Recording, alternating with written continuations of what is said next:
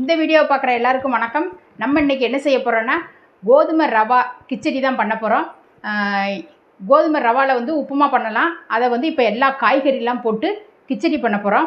இது வந்து சுகர் பேஷண்ட்டாக இருந்தாலும் நைட்டு டிஃபனுக்கு கூட நல்லா ஹெல்த்தியாக இருக்கும், நல்லா வயிறும் ஃபுல்லாகும். நான் எப்படி செய்யலாங்கிறத வந்து பார்ப்போம். கோதுமை ரவா கிச்சடி பண்ணுறதுக்கு எல்லாம் ரெடி பண்ணி வச்சுருக்கேன். இந்த மாதிரி காயெல்லாம் கட் பண்ணி வச்சுருக்கேன். இப்போ வந்து கோதுமை ரவை வந்து இந்த சின்ன டம்ளர், அதாவது 100 கிராம் தான் பிடிக்கும். இது 2 பேர்கிட்ட சாப்பிடலாம். இது 100 கிராம் அளவுக்கு, இது 3/4 டம்ளர் கோதுமை ரவை எடுத்திருக்கேன். அதுக்கு மேலே ஃபுல்லாக போட்டிங்கன்னா 1 டம்ளர் வரும். பாசிப்பருப்பு கொஞ்சம் எடுத்திருக்கேன். ஒரு 1/4 டம்ளர் பாசிப்பருப்புன்னு வச்சுக்கோங்களேன். 1/4 டம்ளர் பாசிப்பருப்பு 2 சேர்ந்தோம்னா 1 டம்ளர் அளவு.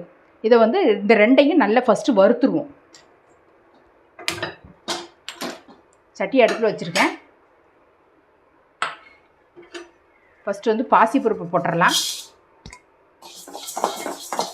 அது நல்லா செவந்து வரட்டும். இந்த அளவுக்கு நல்லா செவந்து வந்துருச்சு. இதை வந்து ஒரு பாத்திரத்தில் கொட்டிடலாம்.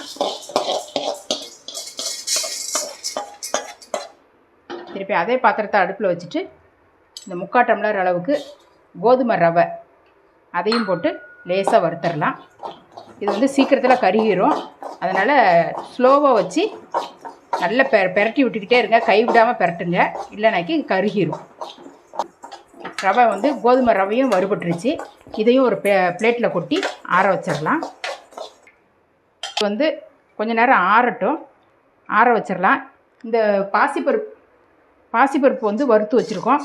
இதை லேசாக தண்ணி விட்டு வாஷ் பண்ணிவிட்டு வச்சுக்கிடுவோம். வந்து குக்கர் வச்சுருக்கேன். இந்த கிச்சடியை வந்து நான் குக்கரில் தான் தாளித்து விட போகிறேன். அதனால் இதில் வந்து ஒரு 3 ஸ்பூன் கிட்ட எண்ணெய் விட்டுக்கலாம். இப்போ வந்து ஒரு 3 ஸ்பூன் கிட்ட எண்ணெய் விட்டுருக்கேன். எண்ணெய் நல்லா சூடாகிட்டுருக்கு. இப்போ வந்து ஒரு 1/2 டீஸ்பூன் கிட்ட சோம்பு போடுறேன். ஒரு 2 பிரிஞ்சி இலை போடுறேன். இப்போ வந்து ஒரு 6-7 பல் பூண்டை எடுத்து உரிச்சிட்டு நச்சு வச்சுருக்கேன். இது நல்லா கொஞ்சம் செவந்து வரட்டும். இப்போ வந்து நச்சு வச்ச பூண்டை வந்து உள்ளே போட்டுறேன். இப்போ பூண்டு வந்து நல்லா செவந்து வந்துருச்சு. இதில் கொஞ்சம் கருவேப்பிலை போட்டுருவோம். அடுத்து வந்து ஒரே ஒரு வெங்காயம் கட் பண்ணி வச்சுருக்கேன். அந்த வெங்காயத்தையும் போட்டுருவோம். வெங்காயம் கொஞ்சம் நேரம் வதங்கட்டும். வெங்காயம் வந்து இந்த பாருங்கள், இந்த அளவுக்கு நல்லா வதங்கிட்டு இப்போ வந்து 2 தக்காளி வந்து கட் பண்ணி வச்சுருக்கேன். அந்த 2 தக்காளியும் போட்டுருவோம். நான் வந்து சின்ன டம்ளரால் 100 கிராம் ரவை தான் எடுத்திருக்கேன். பாசிப்பருப்பும் ரவையும் சேர்ந்து 100 கிராம் அளவு எடுத்திருக்கேன். அதுக்கு கரெக்டான அளவை வந்து நான் சொல்கிறேன். நீங்கள் வந்து அதை விட கூட ரவை எடுத்தீங்கன்னா அதுக்கு தகுந்த மாதிரி தக்காளி கூட, ஒரு வெங்காயம் போட்டுக்கோங்க, கூட ஒரு தக்காளி போட்டுக்கோங்க. அது மாதிரி கொஞ்சம் ஜாஸ்தி பண்ணி போட்டுக்கோங்க. நான் வந்து ஒரு சின்ன டம்ளர் 100 கிராம் அளவுக்கு தான் நான் சொல்கிறேன். இப்போ வந்து கேரட்டு, ஒரே ஒரு கேரட்டு, ஒரு 5-6 பீன்ஸு வெட்டி வச்சுருக்கேன். அதையும் போட்டுருவோம். இதில் வந்து பச்சை பட்டாணி இருந்துச்சுன்னா அதையும் போட்டுக்கலாம். நான் வந்து இன்றைக்கி இல்லை, அதனால் போடலை. நான் வந்து கார்ன் போடுறேன். ஸ்வீட் கார்ன் வந்து கொஞ்சமாக ஒரு பாதி கார்னை உரித்து வச்சுருக்கேன். அதையும் உள்ளே போட்டுறேன். இது கொஞ்சம் நேரம் வதங்கட்டும். ஒரு 5 நிமிஷம் நல்லா வதக்கி விடுவோம். இப்போ வந்து இந்த காயெல்லாம் நல்லா கொஞ்சம் நேரம் ஒரு 5 நிமிஷம் நல்லா வதக்கி விட்டேன். இந்த அளவுக்கு நல்லா வதங்கி தக்காளிலாம் நல்லா மசிஞ்சிட்டு இதில் வந்து தேவையான உப்பை வந்து போட்டுடலாம். இந்த ரவா கிச்சடிக்கு தேவையான உப்பு மொத்தமே போட்டுட்டேன். இது வந்து சாம்பார் தூள் தான் போடுறேன். சாம்பார் தூள் வந்து ஒரு 3/4 டீஸ்பூன் கிட்ட போடுறேன். கொஞ்சம் மஞ்சள் பொடி. இதை நல்லா இப்படி கலந்து விட்டுறலாம்.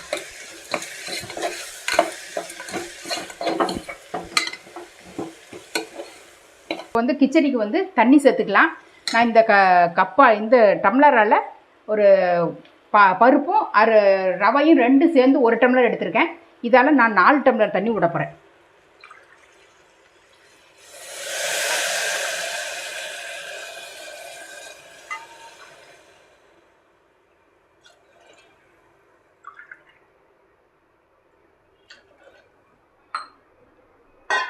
நாலு டம்ளர் தண்ணி விட்டுட்டேன்.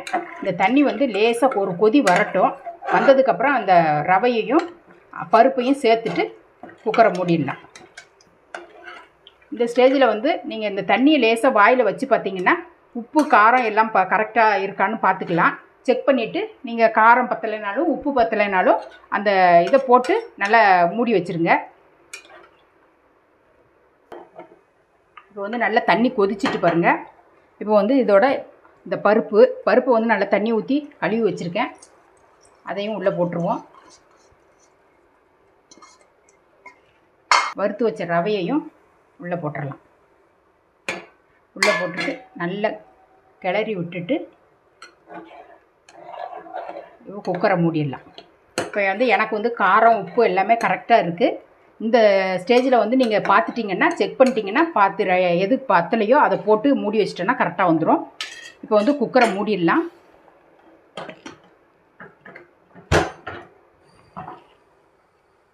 இப்போ வந்து குக்கரை மூடிட்டு வெயிட் போட்டேன். இதில் வந்து 2 விசில் வச்சுட்டு ஆஃப் பண்ணிவிட்டு அதுக்கப்புறம் கொஞ்சம் முந்திரி பருப்பு போட்டு தாளிக்கணும்னா தாளித்து ஊற்றிக்கலாம். அப்படியே முந்திரி பருப்பு வேண்டானாலும் கொத்தமல்லியை போட்டுட்டு அப்படியே கூட சாப்பிட்லாம். இது வந்து 2 விசில் வரட்டும் காமிக்கிறேன். 2 விசில் வச்சு ஒரு 5 நிமிஷம் சிம்மில் வச்சு ஆஃப் பண்ணிட்டேன். இப்போ ஏர் போயிட்டு நல்லா ரெடி ஆகிட்டு கரெக்டாக இருக்குது. இப்போ வந்து இதில் கொஞ்சம் முந்திரி பருப்பு வறுத்து கொட்டிடலாம்.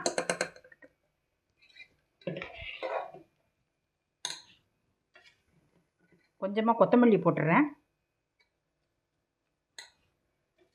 ஒரு 4 கருவேப்பிலையும் பிச்சு போட்டுருதேன். இப்போ வந்து நெய்யை வந்து ஊற்றி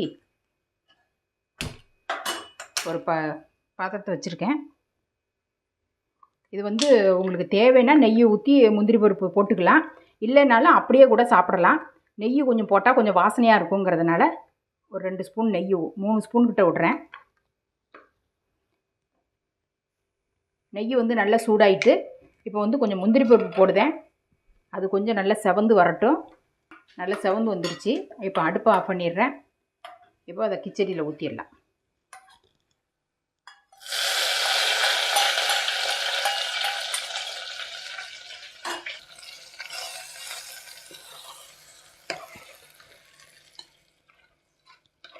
அவ்வளோதான், கிச்சடி ரெடி ஆகிட்டு. இப்போ 2 விசில் வச்சு ஒரு 5 நிமிஷம் சிம்மில் வைக்கிறது எதுக்குன்னு அன்னைக்கு அந்த ரவை வந்து நல்லா கொஞ்சம் சாஃப்டாக வேகுங்கிறதுனால.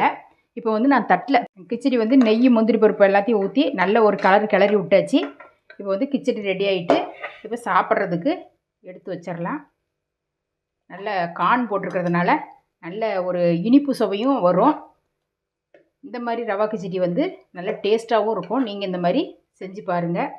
ரவா கிச்சடி ரெடி ஆகிட்டு இதே மாதிரி நீங்களும் உங்கள் வீட்டில் இந்த மாதிரி ரவா கிச்சடி செஞ்சு பார்த்துட்டு சாப்பிட்டு பார்த்துட்டு எப்படி இருக்குங்கிறத கமெண்டில் சொல்லுங்கள். இதே மாதிரி அடுத்த ஒரு சூப்பரான ஒரு வீடியோவில் நான் உங்களை சந்திக்கிறேன். நன்றி.